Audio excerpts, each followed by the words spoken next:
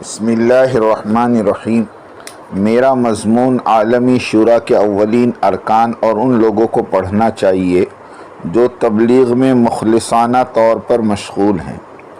سب سے پہلے میں یہ واضح کرنا چاہتا ہوں کہ میں ایک وفادار دیوبندی ہوں اور مفتی تقی عثمانی صاحب دامت برکاتہم کا پیروکار ہوں۔ برائے کرم میرے مضمون کو کھلے دل سے پڑھیں۔ میں نے 2024 کے رائیونڈ اجتماع کی مشاورت کو اپنی نگاہ سے دیکھا، جہاں سب کی تقاریر طے شدہ تھی۔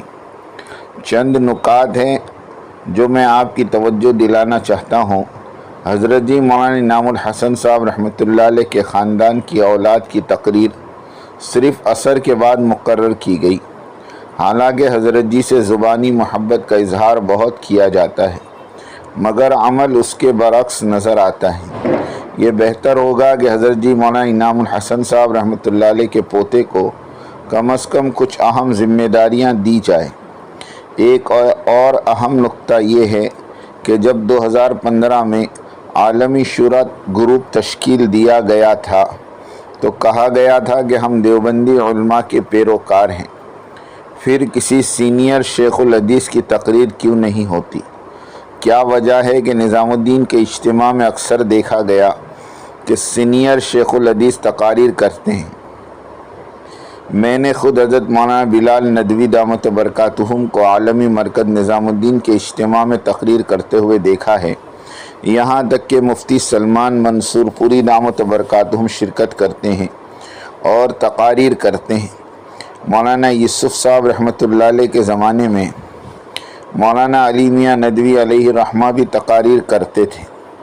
ایک سینئر شیخ الحدیث نے مجھے بتایا کہ مولانا سعد صاحب ہمیشہ مفتی تقی عثمانی صاحب سے درخواست کرتے تھے کہ وہ رائیونڈ اجتماع میں تقریر کریں، مگر یہاں کے ذمہ داران مولانا سعد صاحب دامت برکاتہم کی درخواست پر عمل نہیں کرتے تھے۔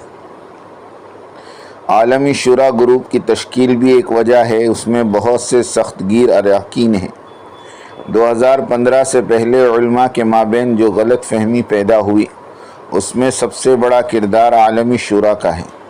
2015 سے پہلے مولانا سعد صاحب دامت برکاتہم کی تجویز پر مولانا احمد لاٹ صاحب دامت برکاتہم مدارس کا دورہ کرتے تھے اور مولانا ابراہیم صاحب تقریر کرتے تھے۔ سب سے حیران کن بات یہ ہے کہ حضرت مولانا طارق جمیل صاحب دامت برکاتہم کی کوئی تقریر نہیں، تاہم ایک غیر عالم بنگلور مرکز سے تقاریر کر رہا ہے اور غیبت میں مشغول ہے۔ حال ہی میں فاروق بنگلوری نے بتایا کہ نظام الدین مرکز کے کچھ گروپ جنوبی افریقہ جا رہے ہیں اور جنوبی افریقہ میں 2024 کے عالمی اجتماع نے سب کی آنکھیں کھول دی اور ان کے جھوٹ کو ظاہر کیا۔ جنوبی افریقہ اجتماع کی سب سے قابل ذکر بات یہ تھی کہ دنیا بھر سے ہزاروں علماء کی شرکت تھی۔